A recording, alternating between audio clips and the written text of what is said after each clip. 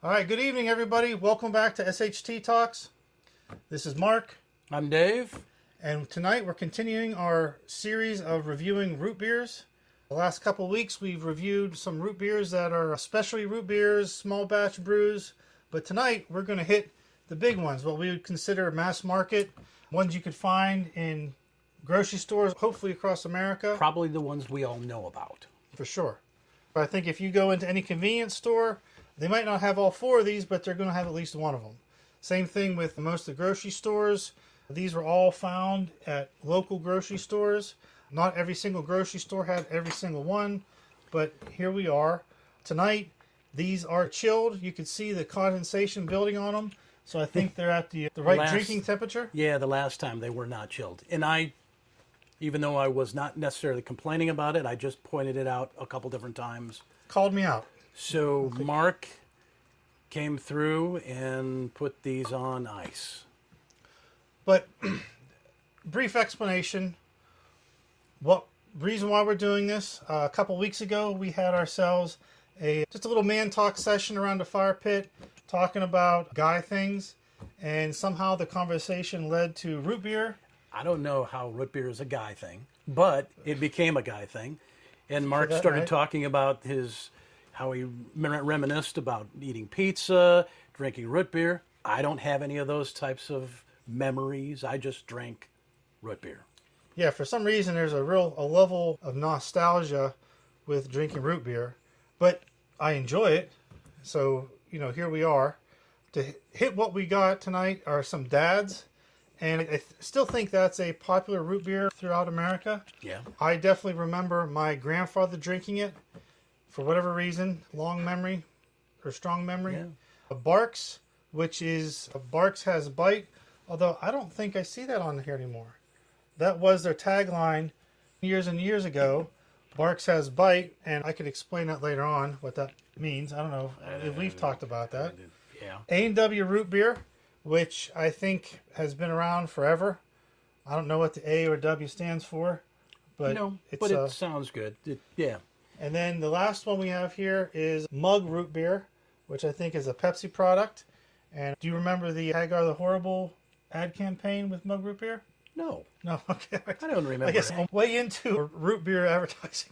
I guess so. No. Yeah, seriously, you remember Hagar the Horrible, right? No. The cartoon? Yeah, the comic strip, Sunday morning comic strip. The mug and Always had the mug, thus the Mug root beer. They turned his Viking ale into root beer. So that was a big, we'll Google it. Okay. So that was a big ad campaign. Okay. So let's go. Let's get on to this. Even though these are in plastic bottles, I still think that, we're going to get the same. Yeah, I don't know if Mug's going to be first. Here we go. So looking at this, I don't see a lot of froth. I think you're pouring it very conservatively, not aggressively. Well, how do you pour it aggressively? You just dump. I should get more froth then. Okay, Here we go. So the color looks good. Very dark, some bubbles. The smell? It definitely smells like root beer. Smells like root beer. And now the taste. Down the hatch. Here we go. Here we go. That's pretty good. It tastes like root beer to me. And it is good. It's very good root beer. And that's the problem. I say everything is pretty good. But, the differentiation is probably, it's going to be, is there an extra flavor in there? Is there extra smell? We don't even talk about cost on any of these things. We haven't even gone there. I think it has to be pretty bad for it to not be good. Right? Yeah. I mean, that should be self-evident. It's got to be bad. Pretty bad for it not to be good that's the statement. I like it. I mean, Mug, that's a staple. I think you see it in a lot of soda fountains in restaurants. Yeah, that was good. So yeah. Any caffeine in this, or any cane sugar? This is regular rootin' fruitin' tootin' good stuff. I don't see any high fructose corn syrup. Yeah, I think we're going to find that in most of these mass market root beers. So that was Mug. But, okay, do we want to talk about the bite yet? We'll talk about the bite when we get this. I don't talk about the bite yet. So let's try the next A&W.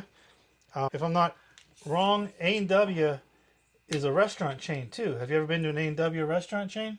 Yes, I have. Okay. So, I do have a slight story about A&W root beer. When my wife was pregnant, she was drinking and eating A&W root beer floats and put on, and she might see this, so I better not say it. She put on natural pregnancy weight. But Sure. that was A&W root beer floats. I was going out to get A&W root beer all the time. So I might be a little bit impartial to A&W, but I'm open and honest, and we're going to do this the right way. To counter that story, Dave, Nick was a Fanta baby. So we could talk to the wife about that later. Okay. So this is A&W. Did they pour? See, there's not a lot of bubbles in that, Mark. Very shy. Now, the only thing that might be an issue is how long these things have been sitting on the shelf. Now, I think any one of these that we have here tonight has been in a very frequent stock rotation. I feel like one of those we tried a couple weeks ago might have been on a shelf in a store for months or years and had a very flat taste to it, and I think that's Okay. consequence. Okay, so we go color. Looks a little bit lighter. Yeah, definitely a little lighter. than the mug. The smell doesn't smell as much as the mug did. Maybe it's because there's not as many bubbles in that. I'm starting to get the bismuth smell. No, not again. It has a smell. It does not. I don't know what. So you ready? Okay, go. It's not bubbly. It's not. Yeah, there's something wrong here. Yeah, it doesn't taste bad, but it's just no. Yeah, even with the aggressive There's no pour, aggressive. there wasn't a lot of frothing. Yeah. IBC last week, it definitely frothed. After even we poured it in the glasses inside the bottle, it frothed up. So, but yeah, it definitely is a good flavor. Again, root beer. Yeah. I closed my eyes. I don't know if I could tell the difference between mug or, because it's just good root beer. Yeah. Good root beer. Okay. So Okay, let's go. get down to Let's go with the bite. So again, this does not say that, Dave. So at some point in the history of Barks root beer, it was a Barks has bite. I right? remember that. Yeah, I mean, it was that- a big that was marketing campaign, and Very clear. I probably bought Barks because of that. But what was that bite? Why did it say it had bite? I don't know. This is maybe it's hearsay or old wives' tale, but it was told to me by somebody in the know who was a server at Red Robin. They said that Barks. What? Are you making server at Red Robin? It's a qualification. They know their service industry. Barks has bite, or that was their tagline, because it was the only root beer on market that had caffeine in it. So when you drank Barks, you might get that caffeine boost that you might get with a Coke or a Pepsi, but all these other root beers, and I think that might have been why it was served to me as a child, because it didn't have caffeine. Mm-hmm. You know, you don't give little kids caffeine, or at least that was what some people believed. Did to me, but that's another story. But yeah, that'll be another episode. So okay, So Barks has bite. let's go. Yeah, this is one of my favorites. I know that. One of my favorites. Okay, color. Barks. This is the normal high strength full sugar, not the zero that we talked about. Okay. This is not the zero. This is high fructose. None of that cane specialty. sugar stuff. It's not. Yeah, but you're right. It is a high fructose corn syrup, charcoal color. You know what? It smells pretty good too. Oh yeah, it has It's got a stronger smell. A lot more bubbles on the side of the glass. Okay, here we go. Whoa. It has a You're different, unique flavor. Bubble. You're right. You know, more effervescence Yeah, to it. absolutely. Yeah. Whoa. I mean, I know right now out of the three that we've tasted, to me, Barks is the one I like. I prefer now and immediately. Don't prejudge. Okay. Let's get to number 4. We'll get to number 4. Get to number 4, and then But I know what I know. you don't know what you know because you haven't got to number 4 to know. I have some preconceived notions on number 4. I was thinking A&W. Just Yeah. okay. Let's go. Barks is good. Yeah, for sure. Good. Barks, I think, doesn't have that tagline anymore, but hands down, would be my choice. Yep. Okay. Now, getting back to previous conversations and drinking the Barks Zero, I do enjoy that, but it's not what I remember as a youth. Because they didn't have Barks Zero as a... No, you're right. You're right. But I mean... But even just the whole... I'm not... the whole Barks experience, and I could be building this up in my head, but as a youth, I remember when I'd take a swig of Barks, it felt like it just filled my mouth with bubbles and popping, and it was different than drinking any other soda. Did you watch a lot of TV when you were in your youth? I mean, the marketing campaign had to play outside. Okay. Certain things impressed upon me, Dave. Okay. And this is one of them. Okay, it's good. It's definitely... Mug was pretty good. A&W so far is not there. These are solid root beers. Let's go with it. I mean, and there's a reason why they're solid or why they're still here. Is because millions of people love them, right? I mean, that has to be it. Yeah, you're right. So getting down to Dad's, I do remember seeing this a lot more in grocery stores and Walmarts. I had to stop by a Cracker Barrel country store today to procure Dad's. Did you eat lunch too? No, I was on my way to work, but I snuck in, and they have, believe it or not, they have this big shelf with all different kinds of specialty sodas. And there's probably 4 or 5 other root beers on the shelf, along with cream sodas and orange sodas and, knee-highs and all the grapes and stuff like that. But I found the Dad's. There's only 4 of them, so I bought half their stock. So there we go. Cracker Barrel. Nice and cold. Cracker Barrel Dad's. I smell Dad's, or smell root beer, I mean. Yep. So that's a very dark color, but... It's almost got a red, purple tinge. I didn't want to say purple, but it definitely has that darker color. Absolutely. I mean, maybe they can't see it on camera, but what do you think about the bubbling? Yeah. The effervescence is there. I don't know what the technical term for effervescence is other than effervescence. Tell me you don't smell Bengay. Oh my. Mark. I wouldn't... That smells weird. It's different. Strange. It's not the... typical root. It's not a smell. root. It's not a... It's not bad. No, but yeah, you're right. I wasn't... I mean, in one of those ones last week, I smelled Pepto-Bismol type thing, but this... It's definitely not a licorice smell. No, not black licorice. You ready to try? Let's go. Interesting. Distinct. Yes. Taste. Distinct.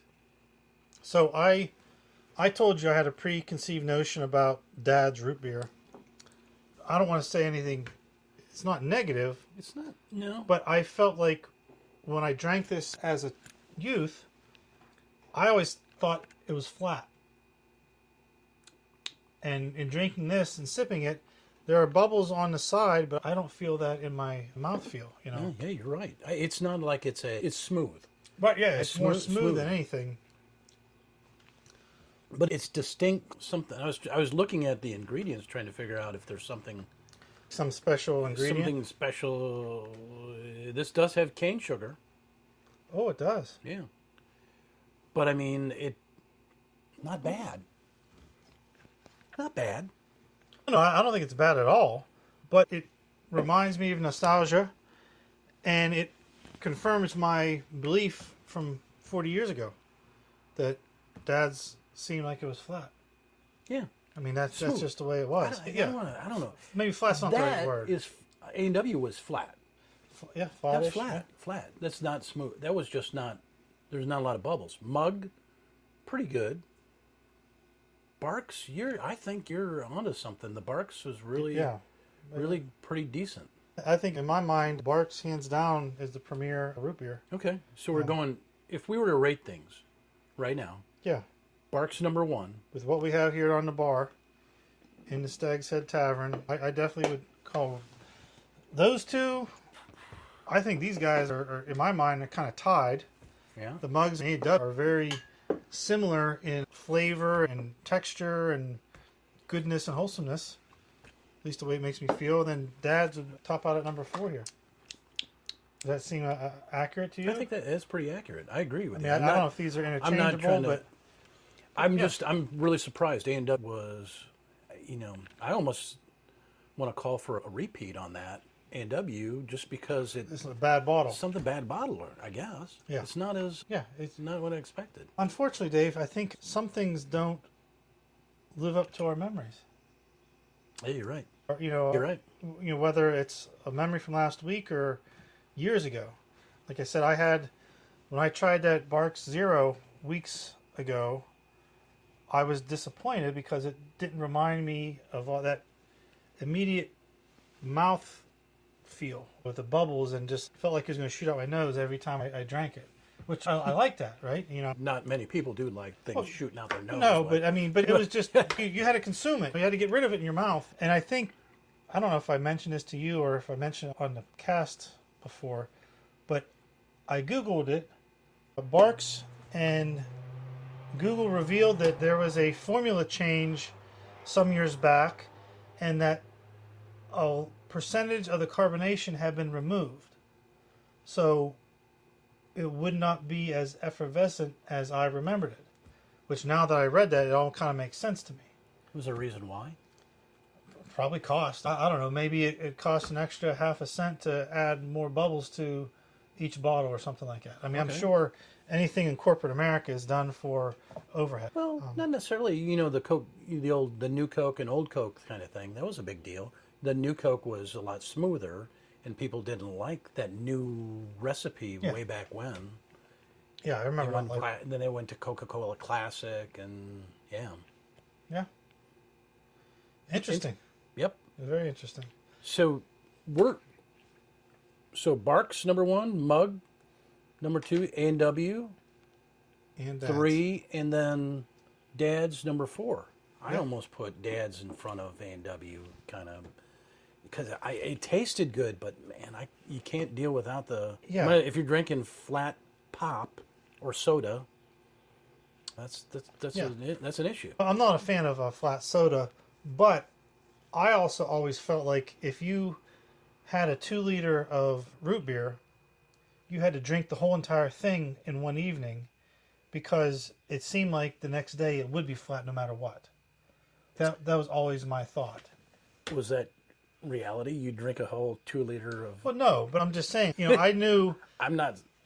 If we did not, as a family or in college or what have you, whatever root beer it was, it could have been the Food Lion brand. If you didn't finish that root beer the night you open up cracked it, it's not going to taste. The next day it was flat.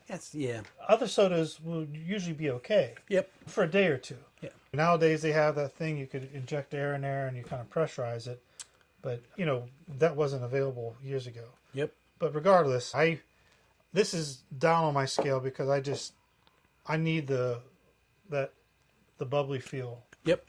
So we're in agreement. So Barks, Mug, A&W, and Dad's kind of are in there. Barks for sure is the top one for me this round, and probably out of all the root beers we've sampled so far. Yep. So we need to bring Barks to the next round, or whatever we do next. Bring Barks against some of the heavy hitter, specialty brews. No, I think that'd be a great idea. Yeah. That would be a great idea. Well, let's wrap it up here. Again, this is Mark. Dave. At the Stagshead Tavern, live. This is SHT Talks. Good night.